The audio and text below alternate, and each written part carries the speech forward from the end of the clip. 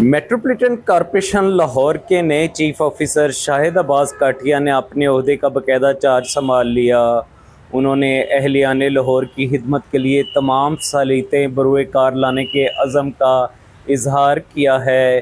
Chief officer MCL نے civil services academy کے پروبیشنر officer سے بھی ملاقات کی اور ان کے ہمراہ ٹاؤن ہال کی مختلف برانچوں کا دورہ کیا۔ ٹاؤن ہال میں MCL کے افسران سے تعارفی ملاقات کی اور میونسپل سروسز بارے تفصیلی بریفنگ لی گئی۔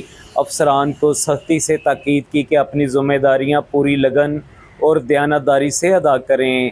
شاہد عباس کاٹھیا نے کہا کہ عوامی مسائل کو ترجیحی بنیادوں پر فوری حل کرنے کی کوشش کی جائے گی۔